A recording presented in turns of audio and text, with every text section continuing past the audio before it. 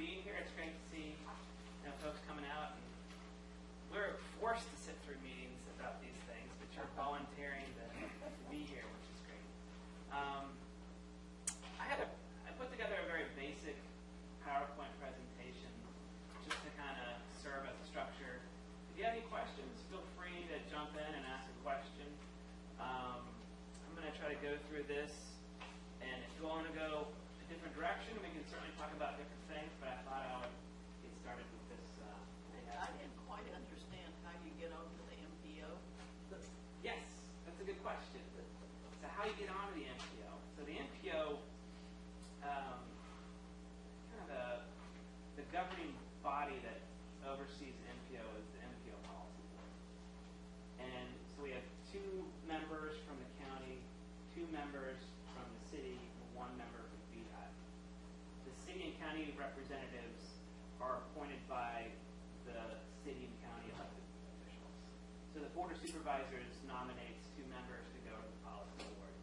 And then over at City Hall, City Council nominates 2 members of their city council to be on the board. So do you go down and apply for the job, or it sounds like you'll get elected? No, to the Board of Supervisors? Of their own, yes. Yeah, it's picked from Board of Supervisors. Right. Ken Boyd is one of the members for the MPO. He's picked by his peers on the Board of Supervisors. Yeah, we've had some change-ups now. It's Brad and Ann Malik Okay, I from don't the know county. what it was. He was. Was. You're right. And then with the city, it's Kristen Zakos and Mayor Hujo. And then the representative from VDOT is just nominated from the VDOT district, which is John Lynch. But there are 2 committees in the MPO. One of them is the Citizens Committee, and Richard Wagaman is here, is on that committee. Kathy Welch was also here. She's on that committee. The Citizen Committee, their main intent is to serve as a conduit between the MPO transportation process and the public. So that they're really there to help bridge the gap between. The transportation planning is a kind of a complicated thing. It's not very intuitive. There are a lot of different funding sources. There are a lot of different programs.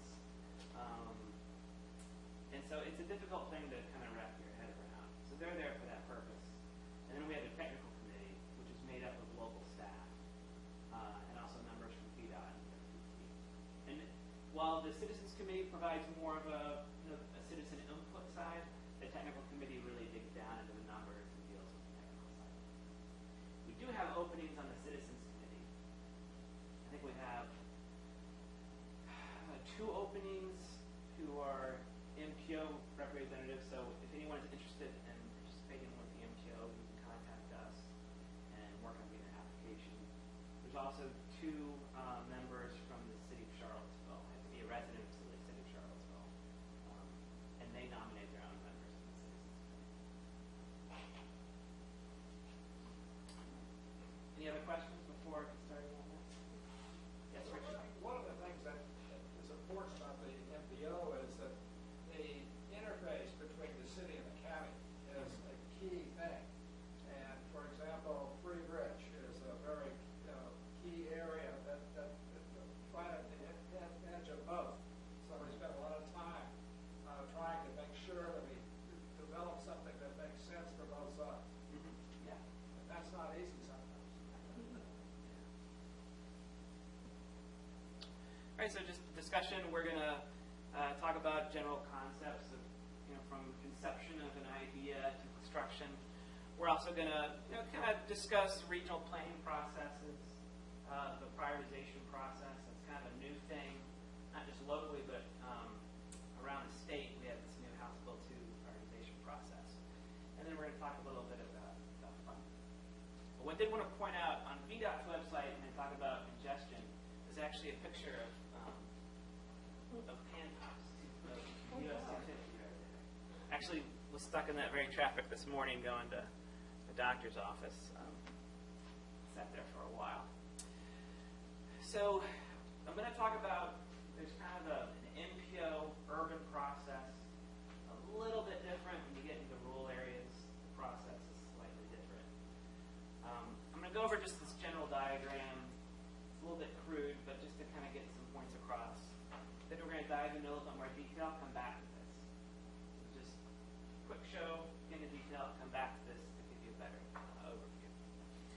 generally speaking, have a land use lawyer friend, you can have lawyer friends, who his favorite phrase is "it depends." So anything that we say, you have to add "depends," because there's a lot of different scenarios.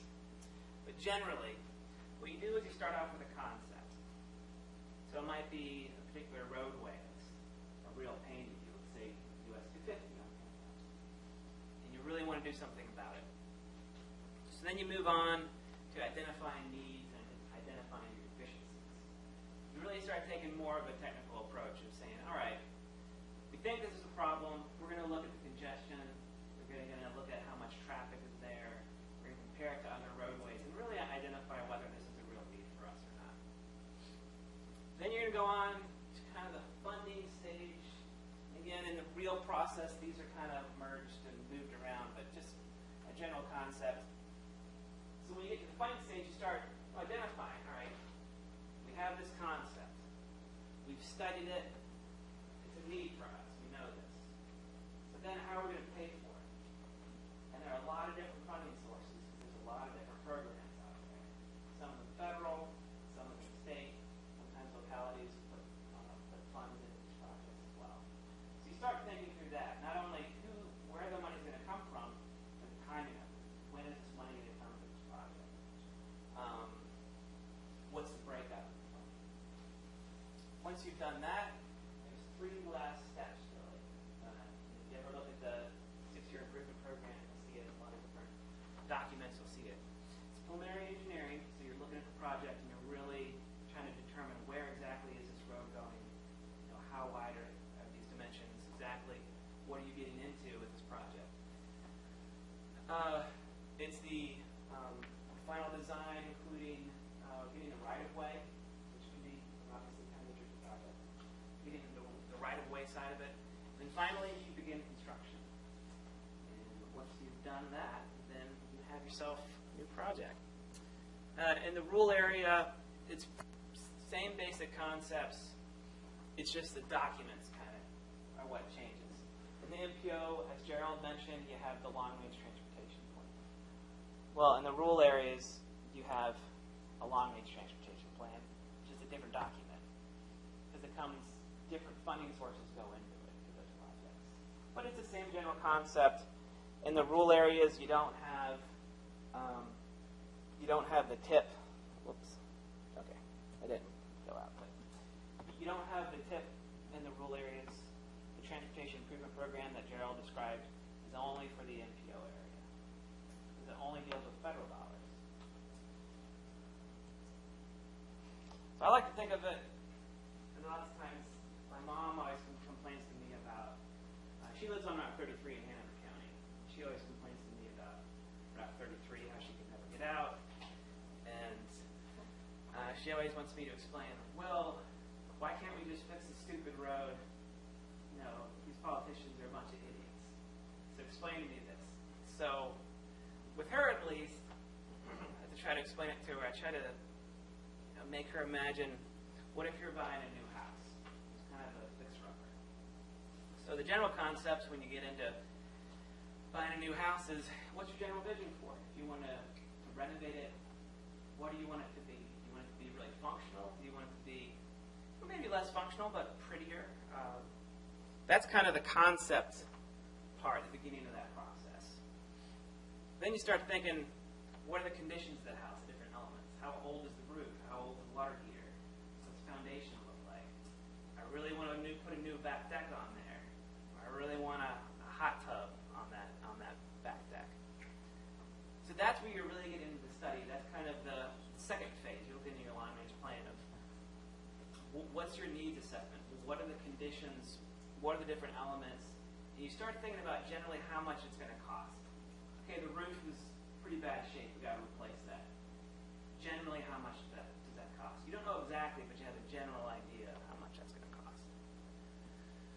Then you start thinking about how and when are you going to pay for this? And then, again, you start thinking, how much money do I have now? How much money am I going to have in a couple of years? Because I'm saving money. If I get a new job, where's that money going to come from? So that's when you're kind of getting into kind of the tip in the 6-year improvement program. You're really starting to allocate funds and think about in greater detail. When you start thinking about the design, all the permitting, and then you get to construction, that's kind of that last half. That's kind of the more technical side. And that's when you really you've gotten the funding, you start getting the contractors, and you're starting to get into construction. So with roads, it's really not all that different. If you really kind of boil it down, it's a pretty simple thing, really. You have some concepts. What are the needs? How are you going to pay for it? Where are you going to get that funding from? And then moving forward with the design and construction. Question. Yes, sir. So in that process, where is prioritization coming in? That's a great question. I didn't clarify that. Thank you. That would be right in this area and right here. So as you're pulling together, so this this scenario, this metaphor, you might really want a new back deck on that house, but in about 5 years that roof is going to go. So you got to prioritize how much you really want that roof, that back deck, versus knowing that you have to improve that. And so with the in the MPO, cross back over from this metaphor, when we get to the long-range transportation plan, we're looking at what is the inventory, what roadways are there in our community, what do the traffic patterns look like, which ones are really congested and really need improvement, which ones are unsafe. And we start thinking about prioritizing those. There's a prioritization process in there, but then when you get into the tip, that's when you really start identifying and get to that on this one first. When a builder or whatever buys a piece of property with the intent of putting in a new community, case in point, 2,000 plus houses between Avon and 64 on Route 20. Right. You know what I'm Oh talking yeah. about. Oh yeah. Now, does the MVO and the Department of Transportation have to approve, because you're going to have an extra minimum 3,000 cars on the road within a quarter of a mile? You know what I'm talking yeah, about? sure. Yeah, Now, sure. before he can get approval to build those homes, who's involved? Because the road will not take that. Right, right.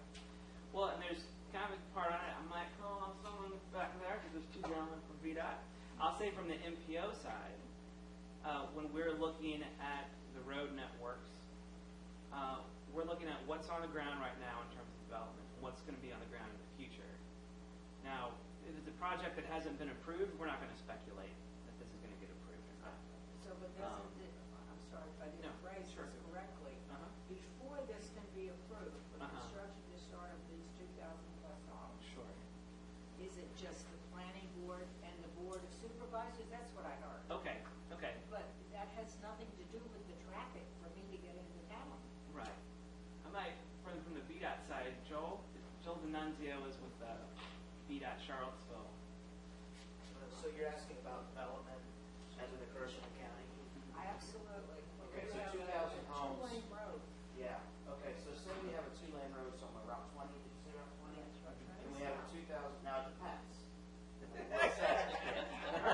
depends. Is it a rezoning or is it a by right development? By right development are limited to, well, let me go back, I'm sorry. You asked how you do the planning process.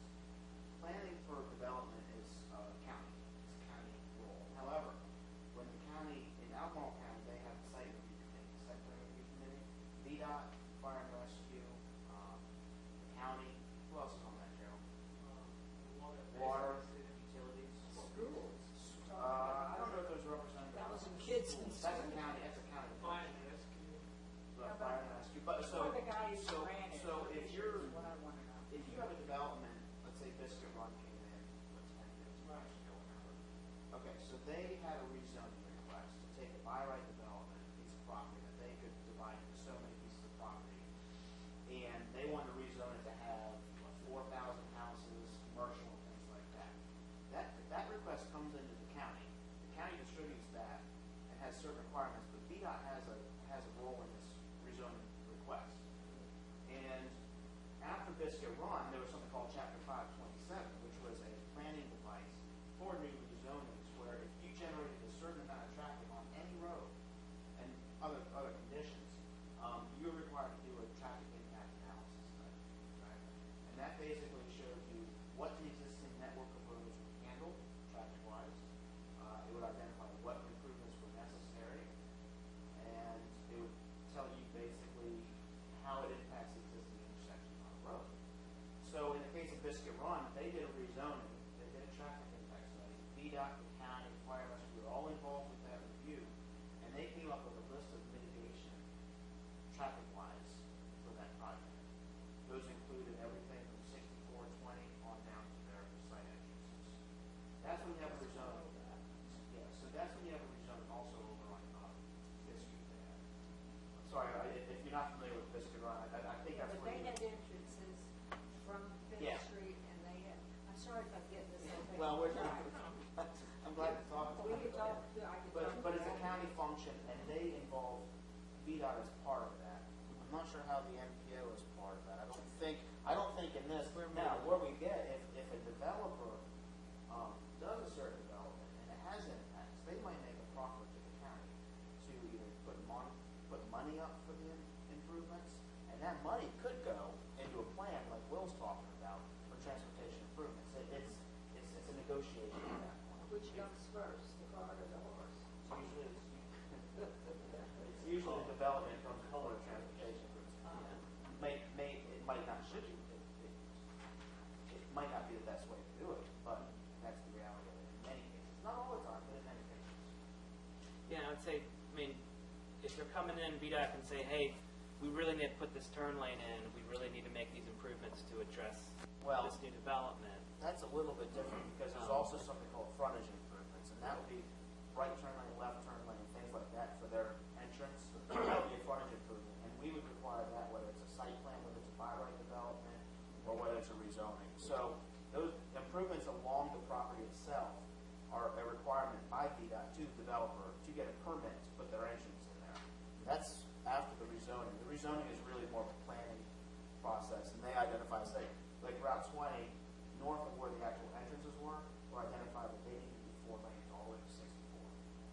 And in that case, the developer proffered some $10 million towards that project. That $10 million would have gone into a pot of money at the county to put towards Route 20 improvement. It probably would have gone to the MPO for approval and then to VDOT for construction. 20 years later. Well, that all got dropped since this one went. Yeah. Is that, I'm sorry, is that answer your No, I question? think it doesn't give me hope, but it clarifies something. But VDOT can't come in and deny a project just because it's going to have impact. No, it wasn't. VDOT. Yeah, I mean, because in Virginia, the transportation is done on a state level and land use is done on a local level, and that's kind of it's a weird disconnect. But what VDOT does do is when the county develops its comprehensive plan, VDOT comes in and they review it and they give guidance like, hey, you might not want to make this a growth area. These roads can't handle this. And then if there's a big rezoning, they can come in and provide comments of, hey, this is not a good idea. This is going to put a ton of traffic on this road. These improvements need to be made before you do anything, or they should be. But VDOT can't come in and then just deny that project. But they do have some input. They do have input, yeah. Thank you, I'm sorry to take so much No, time. it's a good question. But that's not the only place go that you're gonna try to go through. Yes, sir. May I ask a VDOT question? In your example up here, the project you're working on, I want to ask about the bidding process or the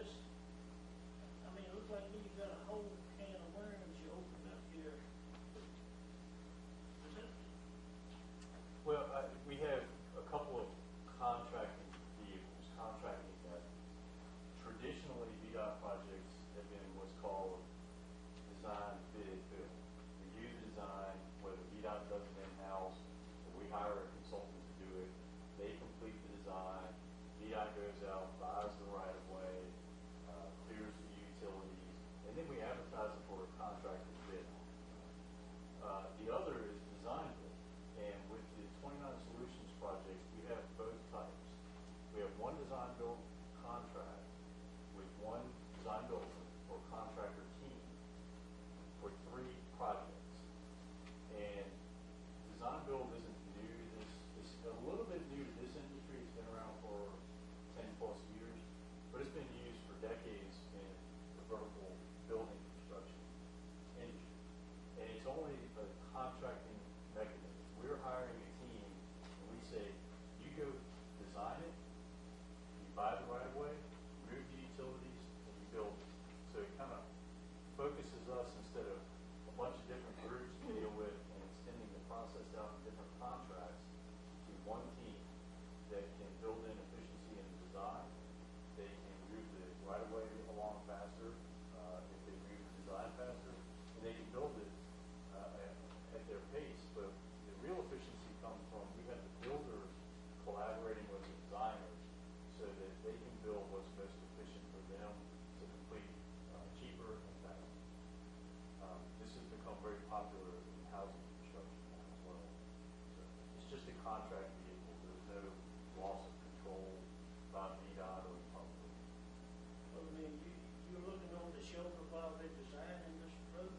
Absolutely. Actually, on the 29 Solutions project, we have what we call a co-location site on, if you're familiar with it, Woodburn Road, South Riley Road, west of 29. We have an office there, and the design builder has an office there on the same site. Their office is about 100 feet from ours. So daily, we work with them. We perform what we call over-the-shoulder reviews. So as they're doing design, they can call us and say, come over, we want to run something by you instead of doing a formal submittal.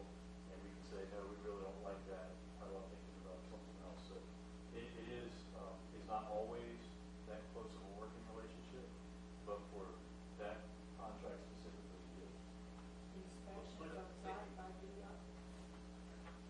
Hey, Dave. I'd say, can I answer that question? Can we hold on for a second?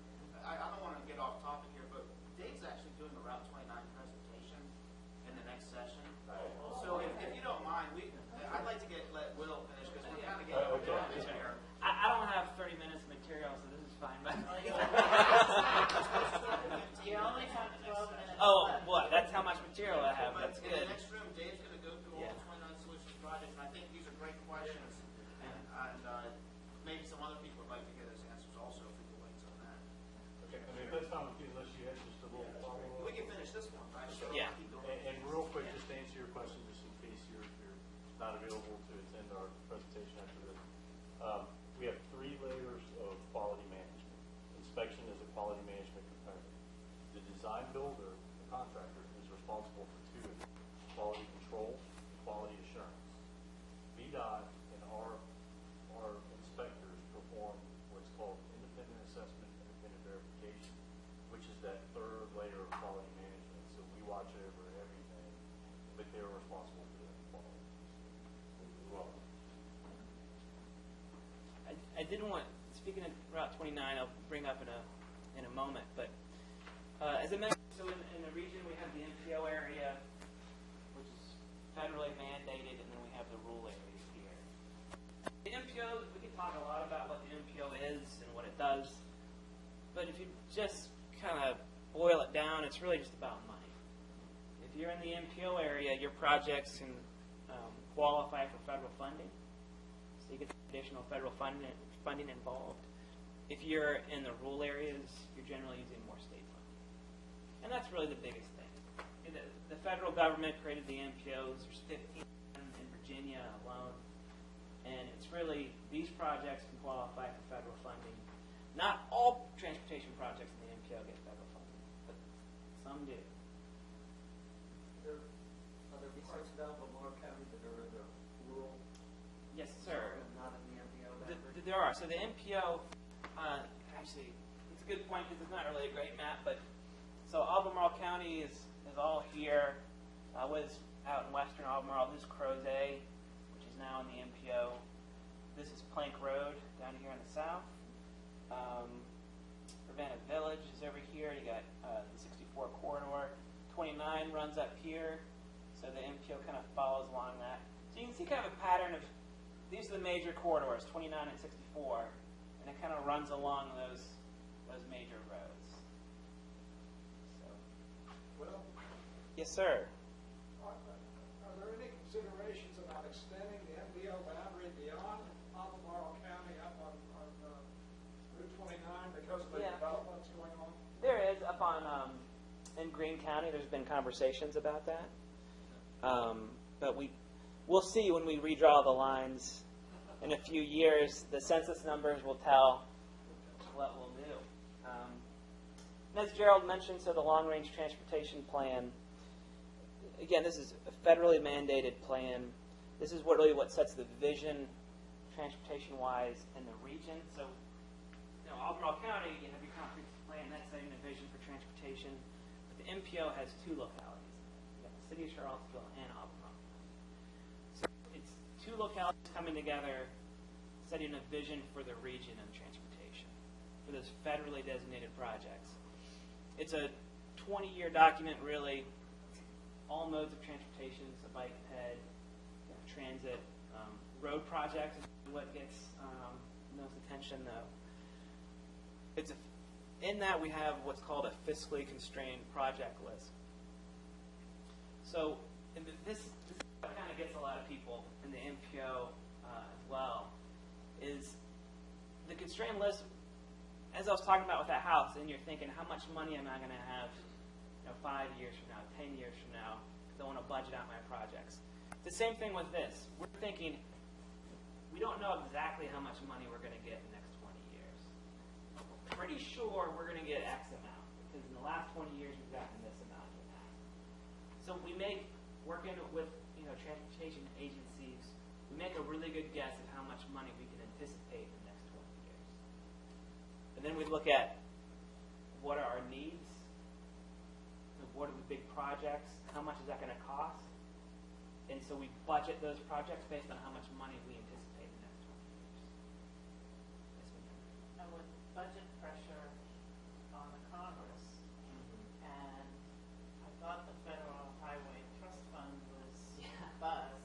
Right. What's your projection in terms of getting money versus the last 20 years? It's a great question, and Mr. Wagman has brought that up to us many times. Congress has not passed a reauthorization bill for transportation. We took the assumption that they're going to, but you never know. We made our assumptions the best we could with what information we had. It could be that we'll get less money than what we anticipated. That's pretty likely that will be the case.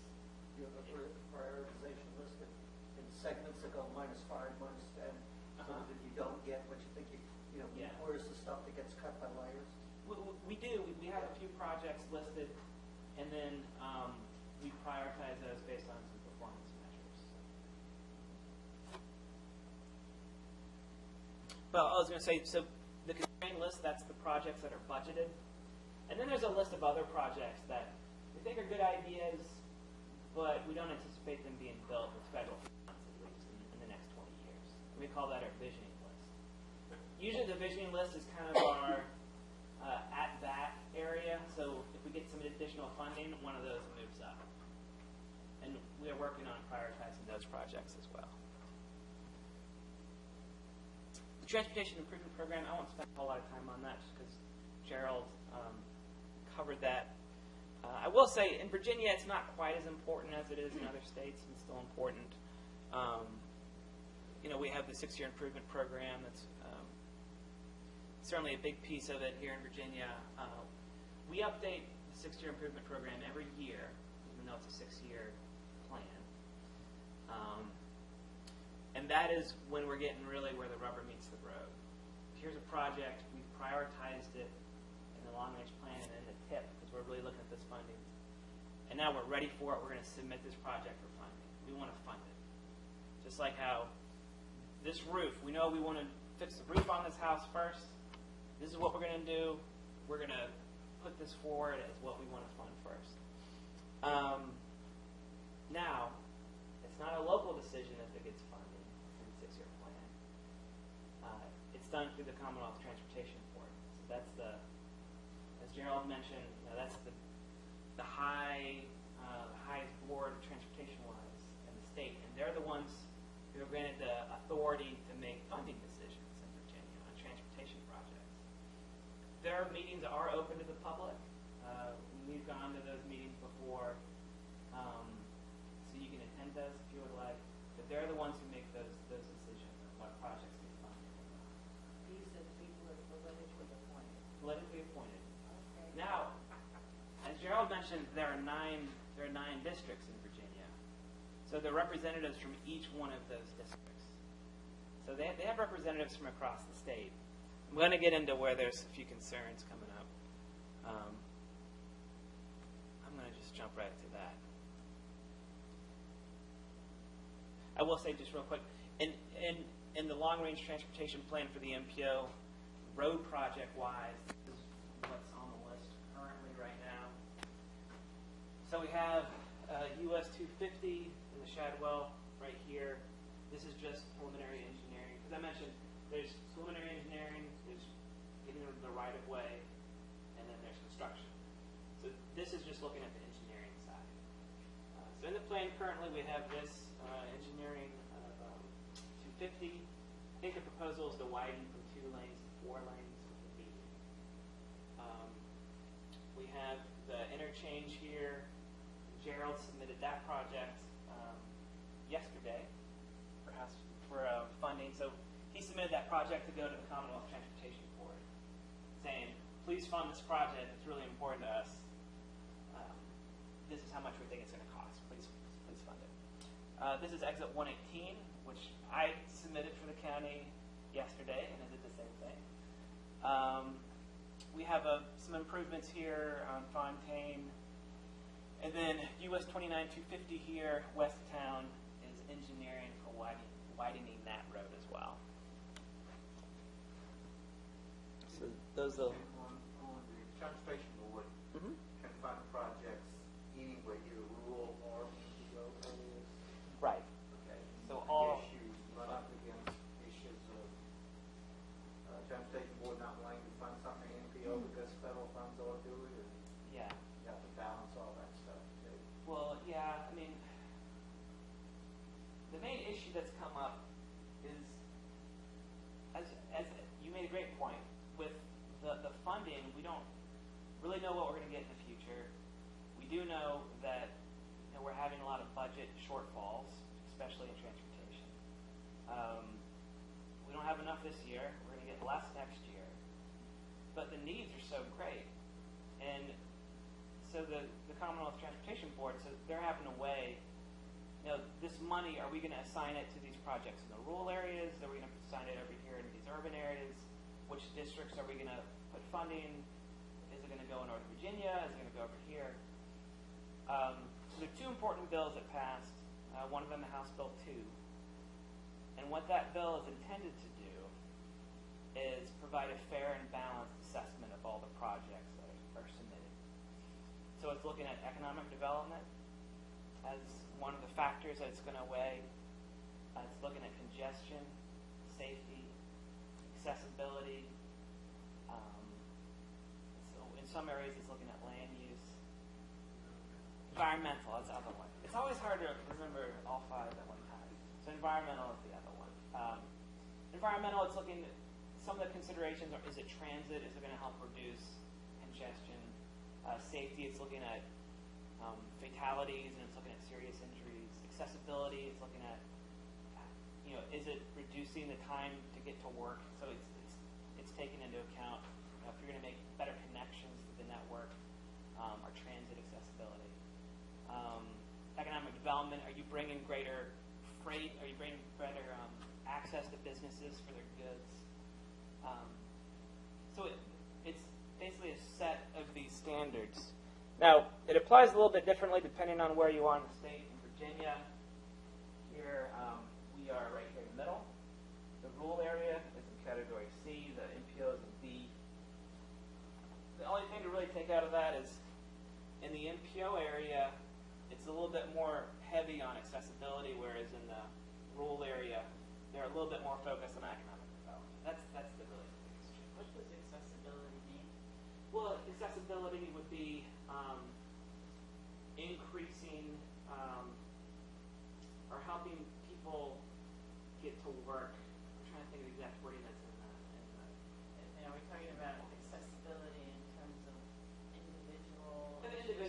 so getting from home to work, of reducing that time period by building digital facilities. It also includes accessibility to transit, because that was one of the things that was added later. So John might be an example of John could be an example of accessibility. When you fill out the House bill, the submittal is asking you about accessibility, it was asking about transit in that form. So it's slightly different standards, but that is what they're doing. They're trying to say, we're going to take all these projects in the state, we're going to rank them through this criteria with these equations.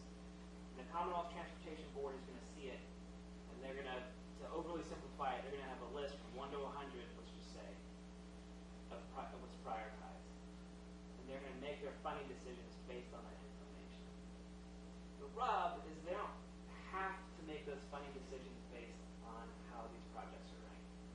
They could decide, we're going to pick project 99 rather than any project between 1 and 98. But there's going to be more transparency now. So if they decide to ignore those higher priority projects in order to get project 98 on that list, they're going to have to answer some questions before they get that.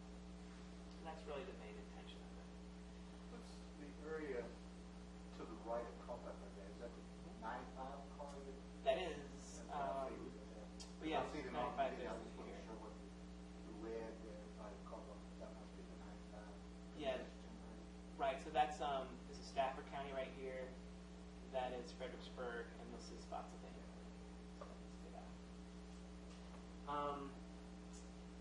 So a big concern that came out of House Bill 2, they said, okay, how much time? 5 minutes? But,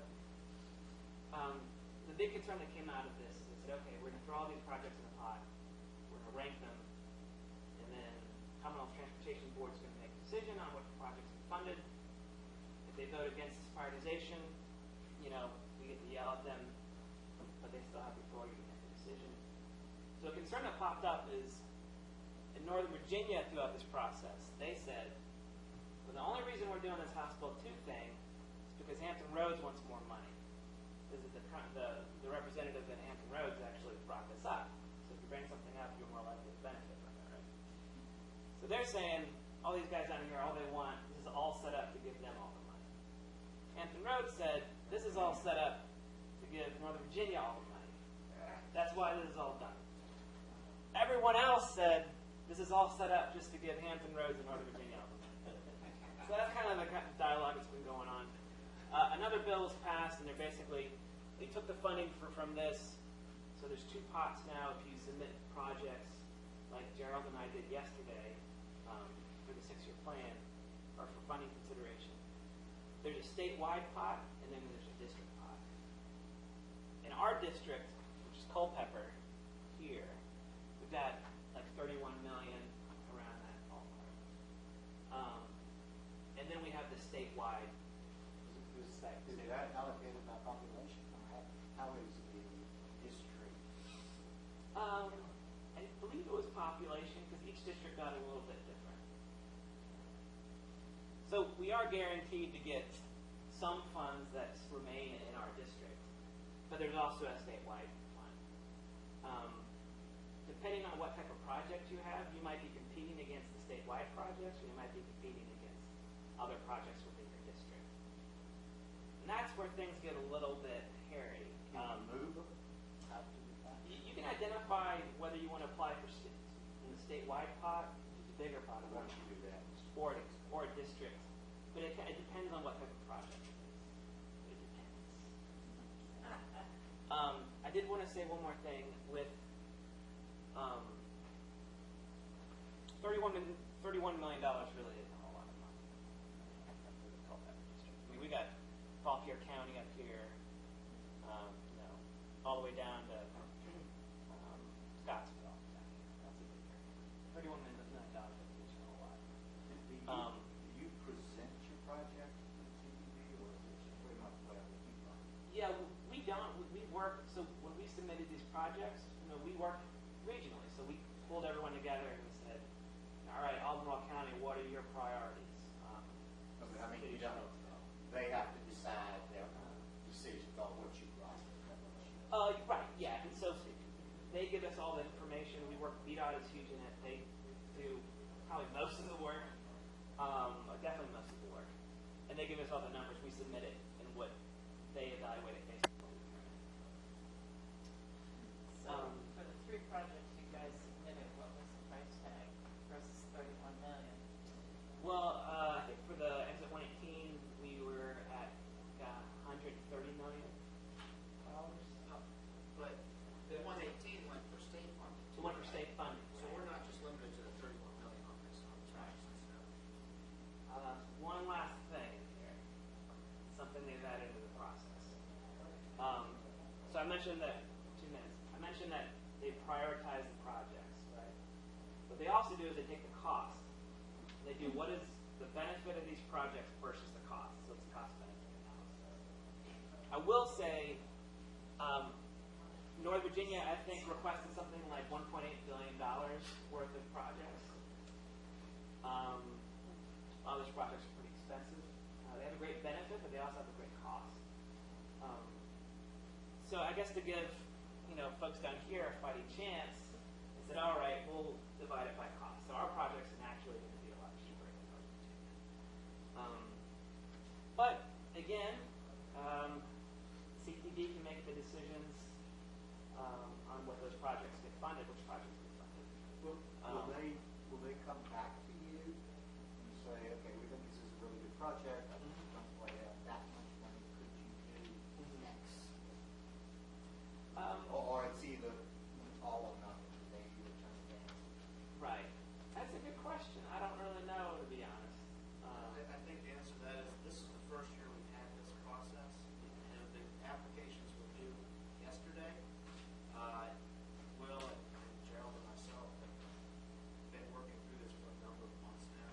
And I think we won't know that answer until we see what gets funded. And the one thing they told us when we started this is what we'll know next year is we'll probably know how we're going to have to change the process to make it work better. Yeah. Like every other process. This is the first year. There's a lot of unknowns right now.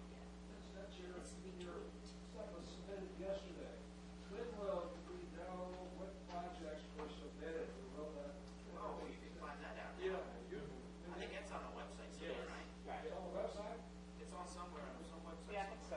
Yeah, I can tell you what project was. There was, the MPO submitted exit 118, 64, and then I submitted exit 124, 64. Those are what we call corridor of statewide significance. Those went to the big part of manifestation. Okay, and then we did Profit Road. Improvement. Profit Road, yeah. So I put that in, and I put that in the district and as well as the state. So if we miss one, we'll go to the other, and if we miss both, oh well. And then we did Sunset Avenue as well. Sunset, so it was exit 124. We did Profit Road and Sunset Avenue. So Free Bridge, for example, did not make. No, that's in the city, and the city didn't want to put it in. I think Culpeper had 16 projects submitted. Okay. Am I right? Someone in Richmond told me that they submitted 200 projects. I don't know. So anyway, that's the basic overview. If you have any questions, feel free to contact me. The MPO, we're also doing some transportation and